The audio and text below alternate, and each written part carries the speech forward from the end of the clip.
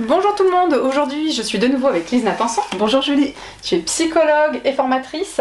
Aujourd'hui on va parler de l'emprise. Qu'est-ce que c'est et surtout comment on sait qu'on est sous emprise? Alors l'emprise, c'est un processus, on peut dire, de colonisation psychique. Et c'est aussi en même temps un piège invisible. Ouais. Et c'est ça, d'où la difficulté quand on parle d'emprise, c'est aussi comment, je pense qu'on l'abordera à la fin, comment sortir de l'emprise. Heureusement il y a des solutions.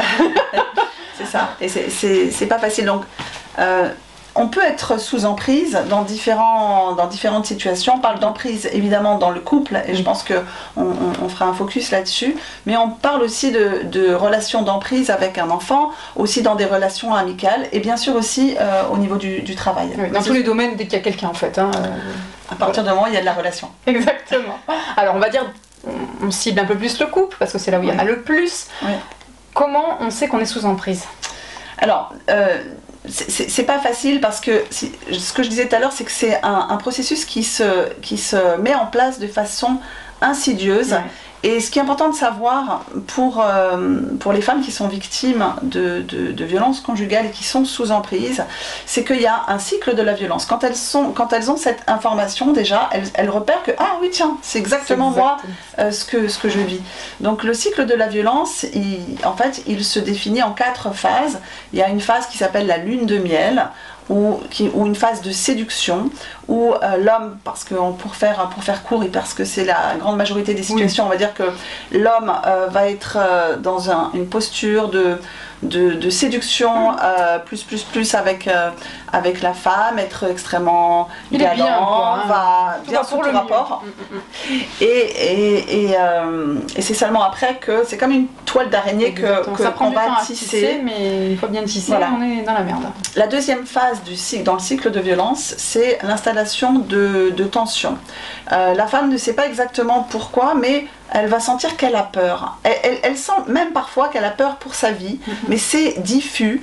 Elle se sent angoissée. Et puis, il peut y avoir déjà à ce niveau-là des violences qui ne sont pas nécessairement des violences physiques, mais plutôt des violences psychologiques, parce que dans les situations d'emprise, il y a toujours cette violence psychologique, accompagnée parfois par de la violence verbale, et potentiellement de la violence physique et sexuelle, mais en tout cas, la plupart du temps, dans cette seconde phase, c'est surtout de la violence psychologique. Exactement.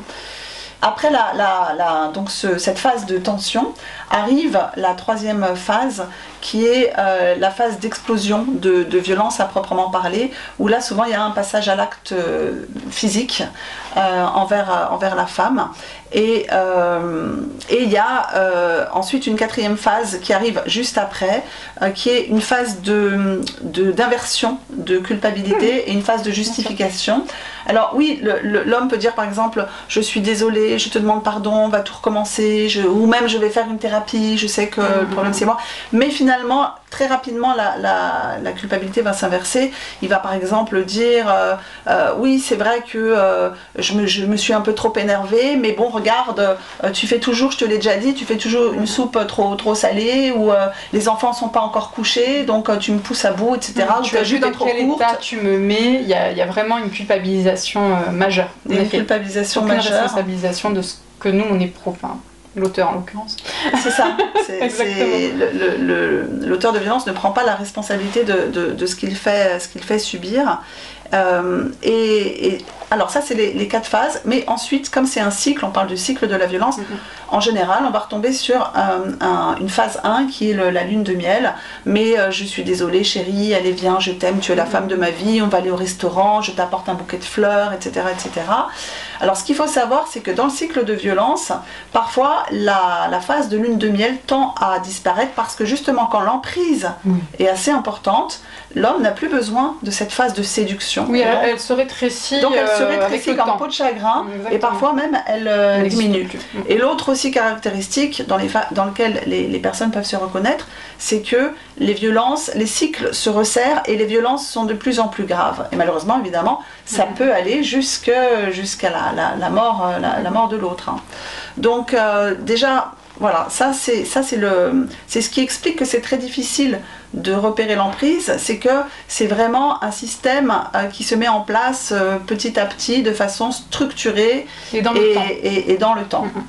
Alors, lise clairement quels sont les signes concrets de cette emprise, parce qu'il y a peut-être des femmes qui vivent ça et qui sont pas sous emprise et qui n'ont qu'une envie, c'est partir, et qui voudraient tuer leur bourreau tellement elles n'en peuvent plus. Oui. Mais il y en a qui ne veulent pas qu'elles se séparent de ce bourreau, elles veulent même que la police ne l'attrape jamais, elles le protègent, il y a de l'emprise au final. Bien sûr. Alors, quels sont les signes concrets? Il y a plusieurs signes qui peuvent mettre en alerte des personnes, et en particulier des femmes, donc pour sentir qu'elles sont sous emprise. C'est pas un signe qui fait sens tout seul, mais c'est un ensemble de signes. Ces personnes-là sont la plupart du temps anxieuses, sous peur, voire dépressives, avec un sentiment de culpabilité très important, parce que autant l'auteur des violences qui met sous emprise ne ressent que très peu de sentiments de culpabilité, autant les femmes, elles en ont elles ont un sens de culpabilité très très important. Elles se disent finalement c'est peut-être vrai, peut-être que c'est moi qui ai déclenché ça, je le comprends pas assez, je suis pas assez... oui, elles se remettent en question et elles s'auto-dévaluent. Hein. Voilà, elles s'auto-dévaluent, donc elles s'auto-dévaluent, elles se sentent coupables.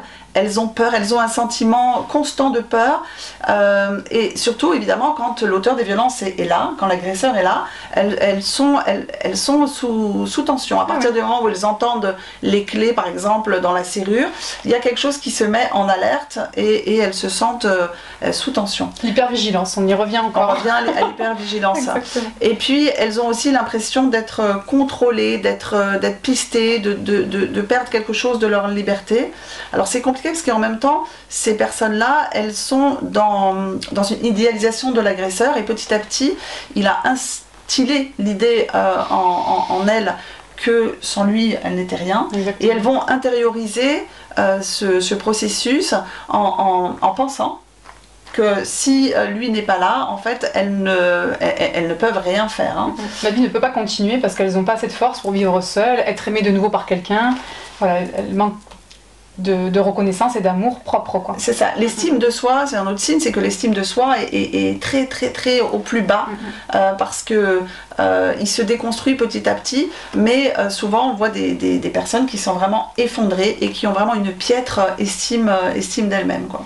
On rappelle que c'est le bourreau qui fait ça tout le long depuis des mois et des années, hein, de dénigrement, de harcèlement, d'intimidation. Elle n'arrive pas à cet état-là juste parce qu'il y a de la violence verbale ou physique. Enfin, ces violences-là et la violence psychologique engendre cet état. Et c'est ça, et la personne qui subit des violences, elle passe son temps à s'adapter en fait à l'auteur de violence. Elle passe, comment, qu'est-ce que je vais faire à manger, est-ce qu'on va partir à la mer ou à la montagne, lui qu'est-ce qu'il dirait, enfin c'est sur toutes les questions de la vie, et finalement elles perdent quelque chose de leur identité propre et même de leurs valeurs propres et de qui elles sont, et ça fait le lit de dépression aussi, de sentiments vraiment dépressifs.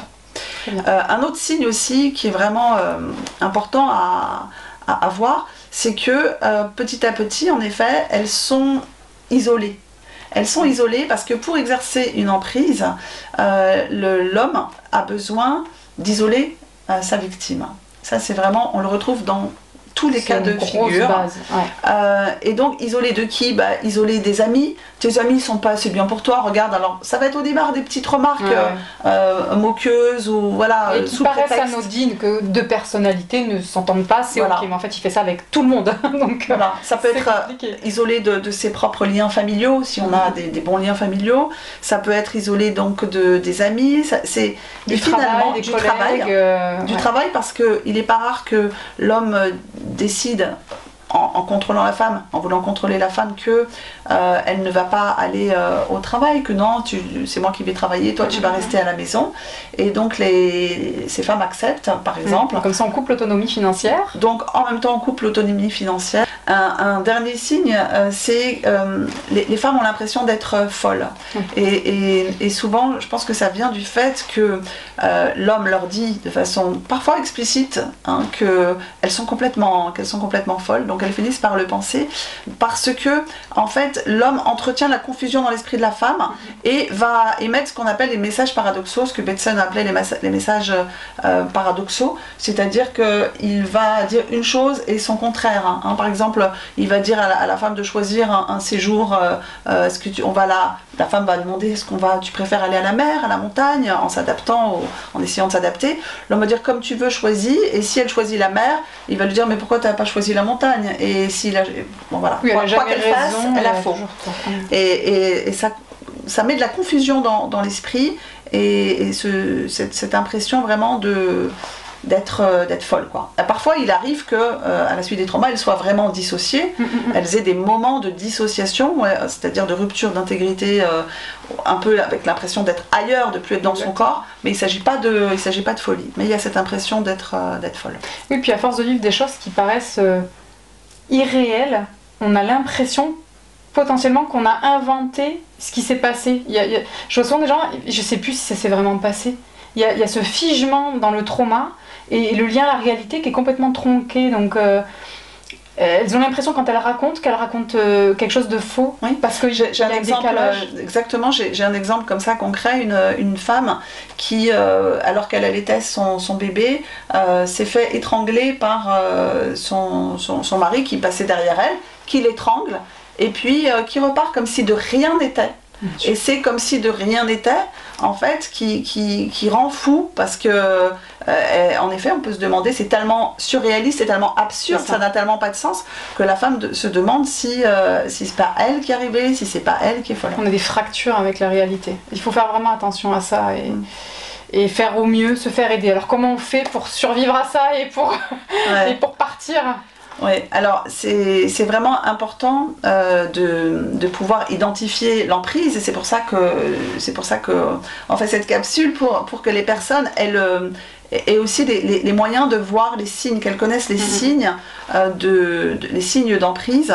Et puis ensuite, je dirais que l'important est de ne pas rester seul, parce que dans les violences conjugales, en tout cas dans toutes ces formes d'emprise, il y a une appropriation de la personne, un parasitage de la personne, aussi, et nous avons besoin des autres pour sortir de cet état d'emprise. Alors quand on dit des autres, ça peut être des amis, ça peut être de la famille, ça peut être aussi un soutien, des professionnels de l'accompagnement. Et parfois c'est vraiment important. Il y a tout un travail de renforcement de l'estime de soi à faire, et ça c'est aussi quelque chose de fondamental, puisque l'estime est piétinée, l'estime de ces femmes a été piétinée, et elles ont vraiment besoin de se réapproprier vraiment qui elles sont, quelles sont leurs valeurs, parce qu'à un moment donné, à force de s'adapter, elles ne savent plus quelles sont qui elles sont en fait, quelle est leur identité, quelles sont leurs valeurs. Voilà. Et puis il y a le 3919 pour les femmes battues. Enfin, voilà, il y a le 3919, la Fédération Nationale Solidarité Femmes, qui regroupe toutes les associations en France qui proposent du soutien pour sortir justement de l'emprise. Oui, parce qu'il en faut de l'aide. Merci beaucoup Lise pour ces informations une fois de plus.